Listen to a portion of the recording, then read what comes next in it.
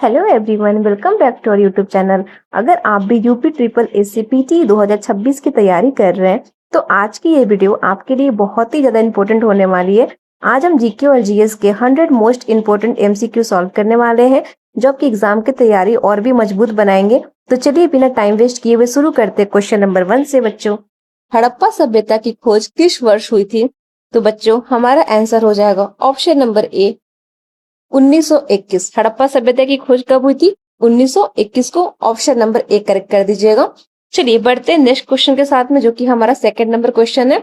देखो क्या पूछता है, सत्यमेव जयते शब्द किस उपनिषद से लिया गया था? तो बच्चों, ये जो शब्द है वो मुंडक उपनिषद से लिया गया है। आपको पता होना चाहिए, क्वेश्चन बहुत ज्यादा इंपॉर्टेंट है। चलिए इसके साथ हम लोग थर्ड नंबर क्वेश्चन पे बढ़ते हैं और हमारा थर्ड नंबर स्क्रीन पे क्वेश्चन आता है, गौतम बुद्ध ने अपना पहला उपदेश जिसको धर्म चक्र परिवर्तन कहा जाता है, उन्होंने ये कहाँ दिया था? तो बच्चों, सारनाथ में दिया था गौतम बुद्ध ने अपना पहला उपदेश, जिसको क्या बोला जाता है? धर्म चक्र परिवर्तन। ठीक है, सारनाथ लगा दीजिएगा। ऑप्शन नंबर सी बिल्कुल करेक्ट हो जाएगा। चलिए आते हैं और 4 नंबर क्वेश्चन देखते हैं। जैन धर्म के 24वें तथा अंतिम तीर्थकार कौन थे? तो अगर क्वेश्चन पूछता है कि अंतिम या 24वें तीर्थकार कौन थे बच्चों, तो आपको आंसर कर देना है option number C, Mahavir Swami Jain धर्म के 24वें और अंतिम तीर्थकार थे। ठीक है, चलिए आगे बढ़ते हैं और 5 नंबर क्वेश्चन देखते हैं। प्रसिद्ध पुस्तक जो है इंडिका, इसके लेखक कौन है? तो इंडिका के लेखक कौन है? मेगास्थनीज हो जाएंगे। ऑप्शन नंबर ए बिल्कुल करेक्ट हो जाएगा हमारा। आप याद करते चलिएगा। पीडीएफ के लिए आपको टेंशन नहीं लेना है, पीडीएफ चाहिए आप लोग बस मेरे टेलीग्राम से ज्वाइन हो जाना, मैं पीडीएफ प्रोवाइड करा दूंगी। इसके साथ हमारा 6 नंबर क्वेश्चन आता है कि भारत का नेपोलियन किस गुप्त शासक को कहा जाता है? तो भारत का नेपोलियन कहा जाता है समुद्रगुप्त को। किसे कहा जाता है? समुद्रगुप्त को भारत का नेपोलियन कहा जाता है। ठीक है, चलिए आगे बढ़ते हैं और क्वेश्चन नंबर हमारे यहाँ पे 7 देखते हैं। चीनी यात्री हेनसांग किसके शासन काल में भारत आया था? तो बच्चों, ये हर्षवर्धन के शासन काल में भारत आया था चीनी यात्री हेनसांग, इसका नाम था। चलिए आगे बढ़ते हैं और क्वेश्चन नंबर 8 देख लेते हैं। दिल्ली सल्तनत का पहला सुल्तान कौन था जिसने स्थायी सेना रखी थी? तो बच्चों, इसका नाम था अलाउद्दीन खिलजी। क्या नाम था इसका? अलाउद्दीन खिलजी। चलिए आगे बढ़ते हैं और 9 नंबर क्वेश्चन पे बढ़ते हैं। विजयनगर साम्राज्य की स्थापना किसने की थी बच्चों? तो 2 भाई थे, इनका नाम था हरियर एवं बुक्का। ठीक है, हरियर और एकदम क्या था नाम इनका? बुक्का था। हरियर और बुक्का लगा दीजिएगा। ऑप्शन नंबर ए करेक्ट हो जाएगा। चलिए नेक्स्ट क्वेश्चन देखते हैं 10। मुगल काल में मनसबदारी प्राणी की शुरुआत किसने की थी बच्चों? तो बहुत इंपॉर्टेंट ये क्वेश्चन है, तो बच्चों अकबर हो जाएगा। ऑप्शन नंबर बी करेक्ट कर लीजिएगा।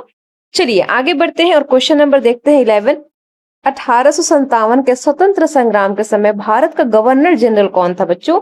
तो कौन था? तो लॉर्ड कैनिंग थे। कौन था? लॉर्ड कैनिंग लगा दीजिएगा, आंख बंद करके ऑप्शन बी पे मारिएगा। ठीक, चलिए आ जाते हैं क्वेश्चन नंबर 12 के साथ। आर्य समाज की स्थापना बच्चों 1875 में किसके द्वारा की गई थी पूछ रहा है? तो बच्चों, स्वामी दयानंद सरस्वती के द्वारा आर्य समाज की स्थापना 1875 में किया गया था। 3 क्वेश्चन यहाँ से निकल के आ गया, तीनों याद रखिएगा। चलिए आते हैं 13 नंबर क्वेश्चन 13 पे। भारतीय राष्ट्रीय कांग्रेस की स्थापना किस वर्ष हुई थी? तो बच्चों कब हुआ था? तो 1885 को भारतीय राष्ट्रीय कांग्रेस की स्थापना हुई थी। ऑप्शन नंबर 1 करेक्ट कर दीजिएगा। चलिए आते हैं क्वेश्चन नंबर 14 के साथ में बच्चों। केसरी और मराठा समाचार पत्रों का संपादन किसने किया था? तो बच्चों इनका नाम क्या था? इनका नाम था बाल गंगाधर तिलक, जिन्होंने केसरी और मराठा समाचार पत्रों का संपादन किया था बाल गंगाधर तिलक ने। ठीक है, चलिए आगे बढ़ते हैं और क्वेश्चन नंबर देखते हैं यहाँ 15। करो या मरो का प्रसिद्ध नारा जो था महात्मा गांधी ने किस आंदोलन में दिया था? करो या मरो, ये जो प्रसिद्ध नारा है बच्चों, आप लोगों ने सुना होगा। तो ये जो आंदोलन था कौन सा, जिन्होंने महात्मा गांधी उस टाइम ये बात बोले थे, ये नारा दिए थे? तो बच्चों भारत छोड़ो आंदोलन, जो कि 1900 कब हुआ था? 42 में। ठीक है, नहीं सॉरी 42 नहीं 40 में। चलिए तो हमारे यहाँ पे भारत छोड़ो आंदोलन हो जाएगा बच्चों। चलिए आगे बढ़ते हैं और क्वेश्चन नंबर देखते हैं 16। सॉरी मैं कंफर्म नहीं थी बच्चों, 42 या 40, आप लोग कमेंट करके बताइएगा, अभी थोड़ा ध्यान में नहीं आ रहा है। 16 नंबर क्वेश्चन देखते हैं कि क्षेत्रफल की दृष्टि से भारत का सबसे बड़ा राज्य कौन है?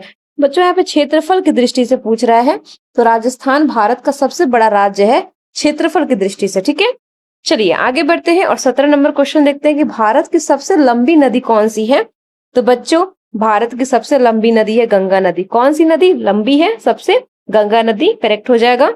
चलिए आगे बढ़ते हैं और क्वेश्चन नंबर 18 पे आगे। प्रसिद्ध सांबर खारे पानी की झील किस राज्य में स्थित है बच्चों?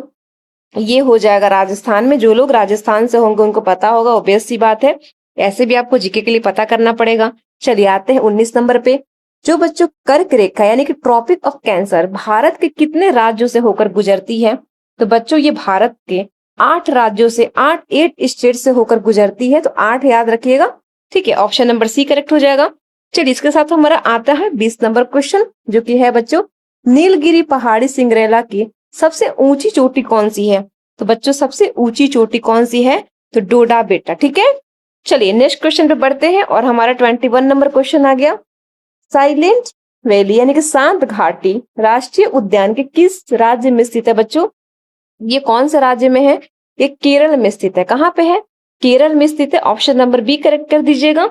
चलिए हमारे यहाँ पे 22 नंबर क्वेश्चन आता है। 22 नंबर क्वेश्चन, विश्व का सबसे बड़ा डेल्टा जो सुंदरवन डेल्टा है बच्चों, कौन सा डेल्टा सबसे बड़ा है विश्व का? सुंदरवन डेल्टा। वो किन नदियों द्वारा बनता है? तो बच्चों कौन सा नदियों द्वारा बनता है पूछ रहा है? तो गंगा और ब्रह्मपुत्र, ठीक है। गंगा और ब्रह्मपुत्र याद रखिएगा। ऑप्शन नंबर 1 करेक्ट हो जाएगा।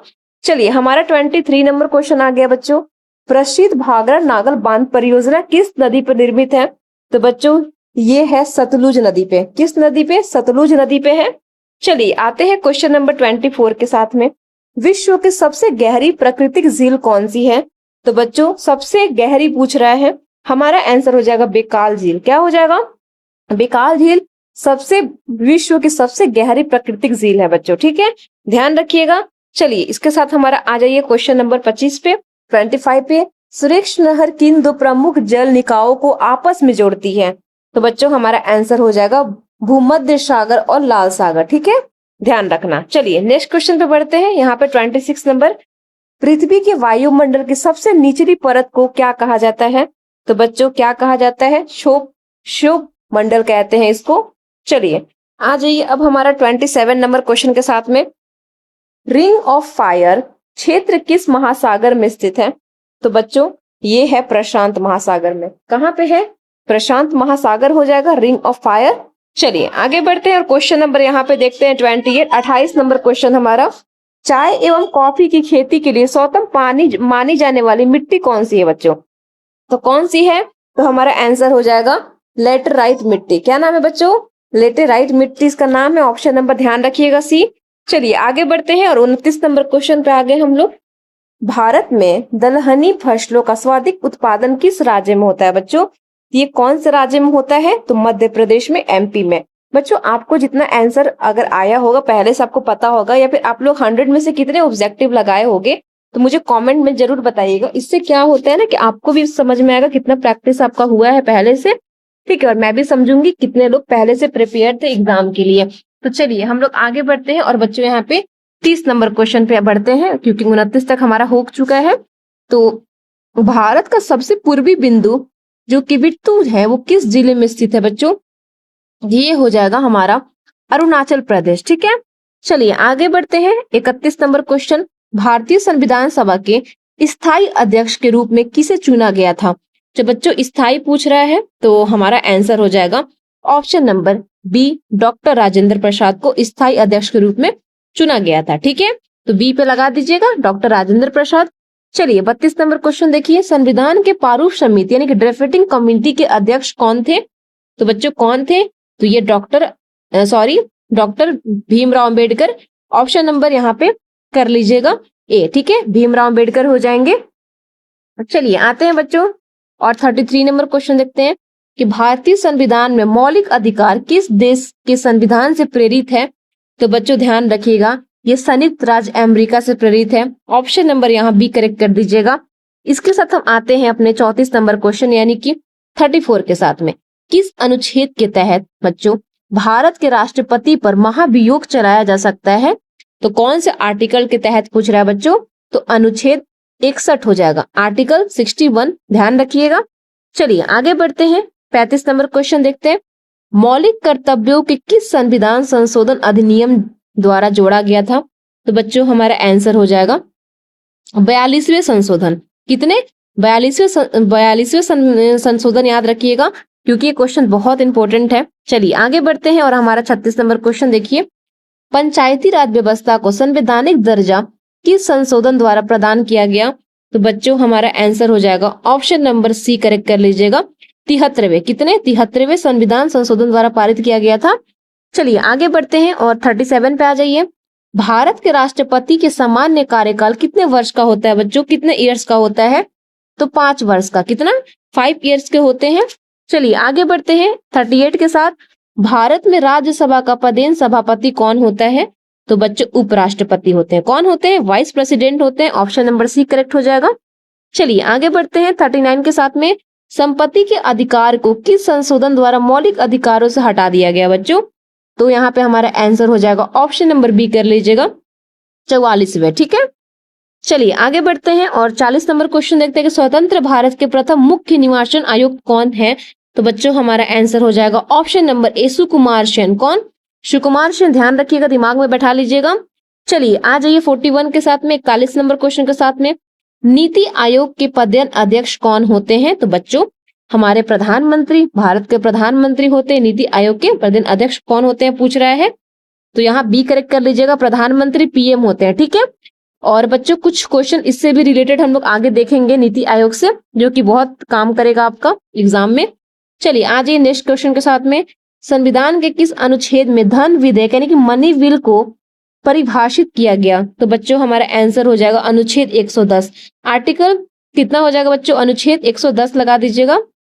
चलिए आते हैं क्वेश्चन नंबर देखते हैं 43, भारत में वित्तीय आपातकाल किस अनुच्छेद के तहत लागू होता है बच्चों?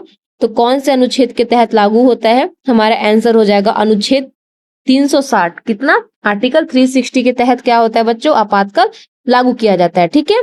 वित्तीय आपातकाल यानी कि इमरजेंसी लागू होता है, कितना? आर्टिकल 360 अनुच्छेद 360 के तहत, ठीक है। चलिए आ जाइए 44 पे, सर्वोच्च न्यायालय के न्यायाधीशों की सेवानिवृत्ति आयु कितनी होती है? तो बच्चों ध्यान रखिएगा 65 वर्ष यानी कि 65 साल। कितना? 65 साल, 65 वर्ष। ऑप्शन नंबर करेक्ट कर लीजिएगा सी। चलिए 45 नंबर क्वेश्चन देखिए 45, संसद का सत्र आहूत यानी कि बुलाने करने के अधिकार किसके पास होता है बच्चों? तो किसके पास होता है? तो राष्ट्रपति के पास। किसके पास? राष्ट्रपति के पास होता है। चलिए 46 नंबर क्वेश्चन देखते हैं, भारत में हरित क्रांति का जनक किसे माना जाता है बच्चों? तो ऑप्शन नंबर हमारा यहाँ लगा दीजिएगा एम.एस. स्वामीनाथन। ऑप्शन नंबर क्या हो जाएगा? Doctor M S. Swaminathan. Option number A correct कर दीजिएगा। चलिए 47 पे आ जाइए, भारत में सर्वप्रथम राष्ट्रीय आय का आकलन किसने किया था? तो बच्चों किसने किया था? तो दादा भाई नौरोजी ने। किसने किया था? दादा भाई नौरोजी ने, ध्यान रखिएगा। चलिए आते हैं 48 के साथ, बच्चों आरबीआई यानी कि भारतीय रिजर्व बैंक की स्थापना किस वर्ष हुई थी? तो भारतीय रिजर्व बैंक भारतीय रिजर्व बैंक आरबीआई की स्थापना बच्चों किस वर्ष की गई थी? आंसर हो जाएगा 1935। कब? 1935 को आरबीआई की स्थापना की गई थी बच्चों, 1935 लगा दीजिएगा, 1935, ठीक है। चलिए 48 तो हो गया हमारा, 49 पे आ जाइए, श्वेत क्रांति ऑपरेशन फ्लड का संबंध किससे है? तो बच्चों किससे है? तो दुग्ध उत्पादन, ठीक है। चलिए आगे बढ़ते हैं और ये हमारा 50 नंबर क्वेश्चन आता है, भारत में वस्तु एवं सेवा कर जीएसटी किस तिथि से लागू किया गया था बच्चों? जीएसटी किस तिथि से लागू किया गया था? 1 जुलाई 2017 को बच्चों जीएसटी लागू किया गया था। कब? 1 जुलाई 2017 को जीएसटी लागू किया गया था। ऑप्शन नंबर बी करेक्ट करिएगा। चलिए 51 नंबर पे आ जाइए, भारत में प्रथम पंचवर्षीय योजना किस मॉडल पे आधारित थी? तो बच्चों भारत में जो प्रथम पंचवर्षीय योजना थी वो किस मॉडल पे आधारित थी पूछ रहा है हमारा क्वेश्चन, तो आंसर कर दीजिएगा हेरोल्ड डोमर मॉडल, ठीक है। चलिए ऑप्शन नंबर बी हो जाएगा। 52 नंबर देखिए, निम्नलिखित में से कौन सा एक अप्रत्यक्ष कर यानी इनडायरेक्ट टैक्स का उदाहरण है बच्चों? टैक्स का उदाहरण है, तो इनडायरेक्ट टैक्स का उदाहरण इनमें से कौन सा हो जाएगा बच्चों? तो जीएसटी। क्या हो जाएगा? इनडायरेक्ट टैक्स का उदाहरण जीएसटी इनमें से हो जाएगा। ऑप्शन नंबर यहाँ पे सी करेक्ट कर दीजिएगा बच्चों। चलिए इसके साथ हम लोग आ गए हैं क्वेश्चन नंबर 53 में, नाबार्ड मुख्य रूप से किस श्रेणी प्रदान करता है? तो बच्चों कृषि एवं ग्रामीण विकास हेतु। ऑप्शन नंबर बी बिल्कुल करेक्ट हो जाएगा। चलिए क्वेश्चन नंबर आ जाता है 54 पे, बॉम्बे स्टॉक एक्सचेंज यानी कि बीएसई की स्थापना किस वर्ष की गई थी? तो बच्चों 1875 लगा दीजिएगा, 1875 इज राइट। चलिए नेक्स्ट क्वेश्चन पे देखते हैं। भारत में 1 रुपए की नोट पर किसके हस्ताक्षर होते हैं? तो बच्चों वित्त सचिव की, ऑप्शन नंबर बी ध्यान रखिएगा। चलिए आगे बढ़ते हैं 56 के साथ में। अंतरराष्ट्रीय मानक पद्धति ईसाई में कार्य की इकाई क्या है बच्चों? तो क्या हो जाएगी? आंसर कर दीजिएगा जूल। ठीक है, चलिए क्वेश्चन नंबर आ जाते हैं 57 पे बच्चों। प्रकाश वर्ष यानी लाइट ईयर किसकी मापन इकाई है? तो बच्चों किसकी है?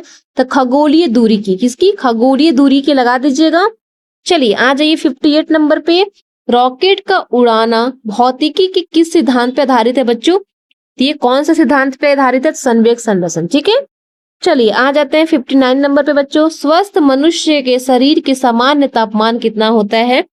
तो बच्चों कितना हो जाएगा? 37 डिग्री सेल्सियस, यानी कि 37 डिग्री सेल्सियस होता है बच्चों। ऑप्शन नंबर ए ध्यान रखना। चलिए हमारा 60 नंबर क्वेश्चन आ गया स्क्रीन पे। विटामिन सी का रासायनिक नाम पूछ दिया है बच्चों। तो विटामिन सी का रासायनिक नाम होता है एस्कॉर्बिक एसिड। ठीक है, चलिए नेक्स्ट क्वेश्चन पे आ जाइए 61 पे। रक्त का थक्का जमने में सहायता करने वाले विटामिन कौन सा है? तो बच्चों विटामिन के। कौन सा? विटामिन के, ध्यान रखना। चलिए 62 में आ जाइए 62 नंबर क्वेश्चन। मानव शरीर की सबसे बड़ी ग्रंथि यानी ग्लैंड कौन सी होती है? तो बच्चों यकृत यानी कि लीवर। आंसर हमारा बिल्कुल करेक्ट हो जाएगा। चलिए 63 पे आ जाइए बच्चों। रंथोडी यानी कि नाइट ब्लाइंडनेस रोग किस विटामिन की कमी के कारण होता है बच्चों? तो विटामिन ए की कमी के कारण होता है नाइट ब्लाइंडनेस। ठीक है, चलिए क्वेश्चन नंबर 64 देखिए। बेकिंग सोडा यानी कि खाने का सोडा का रासायनिक नाम तो बच्चों क्या होता है? तो सोडियम बाइकार्बोनेट। ठीक है, चलिए आते हैं 65 नंबर क्वेश्चन पे। पेंसिल के लीड को बनाने में किस पदार्थ का उपयोग होता है बच्चों? तो किसका? तो ग्रेफाइट का उपयोग किया जाता है। ग्रेफाइट याद रखिएगा। 66 में आ जाइए। पृथ्वी के वायुमंडल में स्वाभाविक मात्रा में पाए जाने वाले गैस कौन से हैं? तो बच्चों नाइट्रोजन हो जाएंगे। क्या हो जाएंगे? नाइट्रोजन हो जाएंगे। ऑप्शन नंबर बी करेक्ट कर दीजिएगा। चलिए 67 पे आ जाइए। शुद्ध जल का घनत्व किस तापमान पे अधिकतम होता है बच्चों? तो हमारा आंसर हो जाएगा 4 degree Celsius, 4 degree Celsius is correct. चलिए 68 नंबर पे आ जाइए।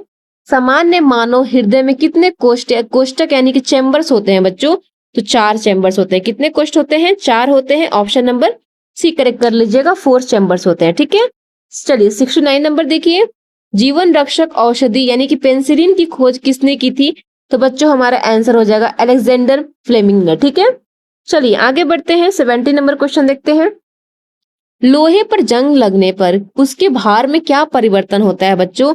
तो बढ़ता है। क्या होता है? इंक्रीज होता है। ठीक है, चलिए आगे बढ़ते हैं 71 पे। उत्तर प्रदेश का राजकीय पशु कौन सा है बच्चों?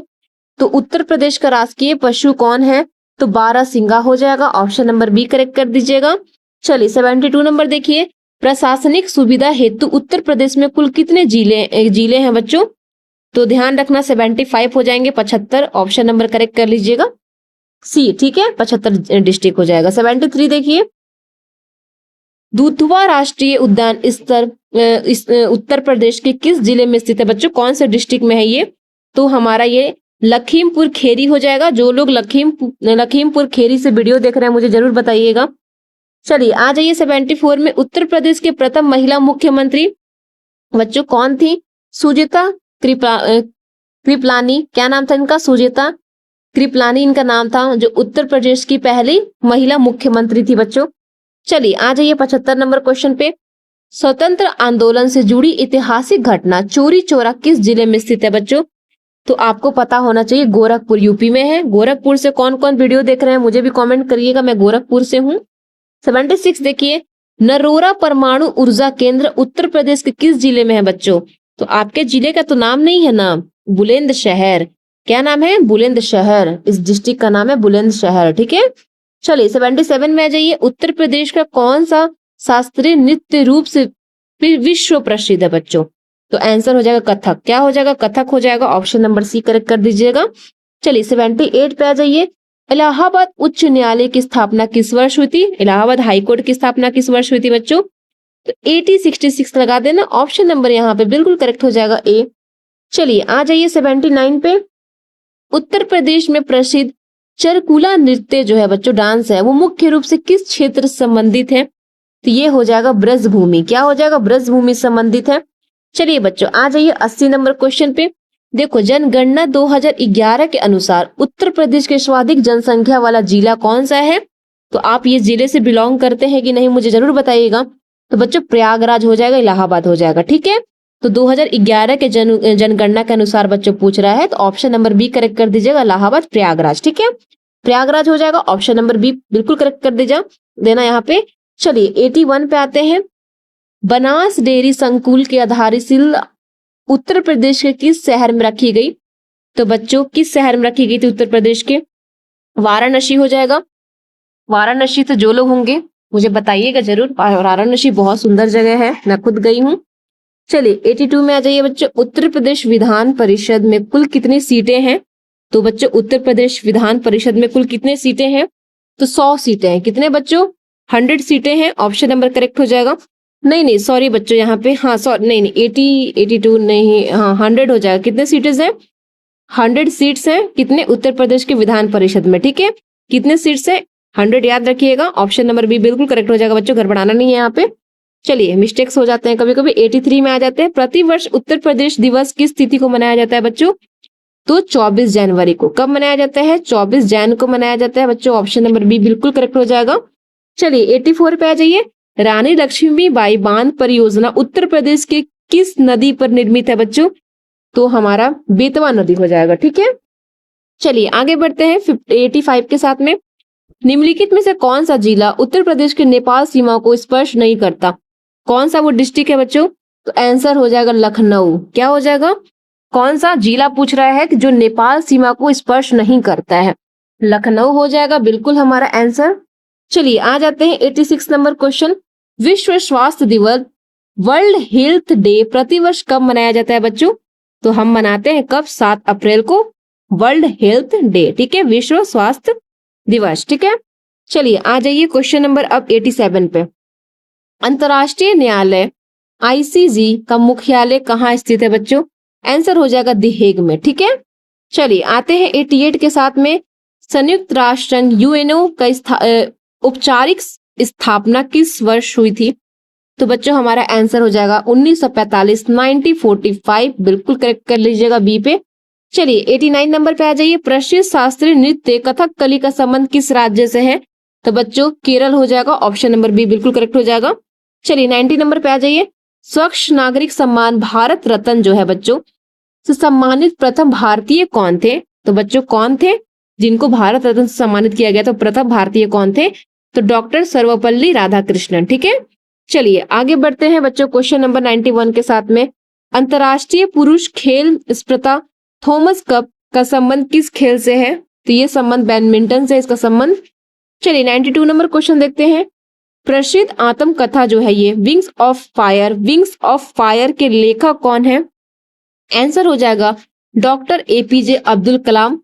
चलिए आगे बढ़ते हैं 93 के साथ। ओजोन परत पे संरक्षण संबंधित मॉन्ट्रियल प्रोटोकॉल किस वर्ष हुआ? तो बच्चों किस वर्ष हुआ था? तो आंसर हो जाएगा ऑप्शन नंबर यहाँ पे 1987 कर दीजिएगा। चलिए 94 नंबर पे आ जाइए। एक सींग वाले गेंडे के लिए प्रसिद्ध काजीरंगा राष्ट्रीय उद्यान किस जिले में स्थित है बच्चों? तो ये स्थित है हमारे असम में। कहाँ पे है? असम हो जाएगा। चलिए 95 आ जाइए बच्चों। यक्षगान किस राज्य के प्रसिद्ध पारंपरिक लोक नृत्य है? तो बच्चों आंसर हो जाएगा हमारे यहाँ पे कर्नाटक। चलिए 96 पे आ जाइए। प्रतिवर्ष विश्व स्तर पे नोबेल पुरस्कार कुल कितने क्षेत्र में प्रदान किया जाता है? तो आंसर हो जाएगा ऑप्शन नंबर हमारा यहाँ पे बी हो जाएगा 6। ठीक है, चलिए क्वेश्चन नंबर 97 आते हैं। अंतर्राष्ट्रीय रेड क्रॉस समिति यानी कि आईसीआरसी का मुख्यालय कहाँ स्थित है? तो बच्चों जिनेवा में। कहाँ पे? जिनेवा हो जाएगा। 98 नंबर देखते हैं। अंतर्राष्ट्रीय महिला दिवस प्रतिवर्ष किस तिथि को मनाया जाता है? तो ये मनाया जाता है 8 मार्च को। ऑप्शन नंबर ए बिल्कुल हमारा करेक्ट हो जाएगा 8 मार्च। ठीक है, चलिए 99 पे आ जाते हैं। अंतर्राष्ट्रीय पुरुष टीम प्रतियोगिता डेविस कप का संबंध किस खेल से है? तो ये लॉन टेनिस हो जाएगा। चलिए ये हमारा 100 क्वेश्चन है जो कि बहुत ज्यादा बच्चों इंपॉर्टेंट है। भारतीय अंतरिक्ष अनुसंधान संगठन यानी कि इसरो का मुख्यालय कहाँ है? तो बच्चों बेंगलुरु में है। ऑप्शन नंबर बी बिल्कुल करेक्ट हो जाएगा। तो एवरीवन, ये था UP triple SC exam pre के लिए 2026 के लिए जीके और जीएस के 100 इंपॉर्टेंट एमसीक्यू। उम्मीद है ये क्वेश्चन आपके प्रिपरेशन में काफी हेल्पफुल रहे होंगे। ऐसे इंपॉर्टेंट क्वेश्चन और एग्जाम अपडेट्स के लिए चैनल को सब्सक्राइब करना ना भूलें। और एक मैंने वीडियो और डाला था 100 ऑब्जेक्टिव का, और जितना भी ऑब्जेक्टिव क्वेश्चन मैंने डाला हुआ है आप लोग जाकर एक बार डिस्क्रिप्शन में लिंक पक्का चेक करो प्लेलिस्ट से। एक भी क्वेश्चन मेरे मिस मत करना, मैं बहुत मेहनत करके आपके लिए एक क्वेश्चन लेकर आई हूँ। तो बच्चों शेयर भी करना वैसे लोग के साथ में जिनको एग्जाम देना है इस साल। तो मिलते हैं नेक्स्ट पार्ट के साथ में।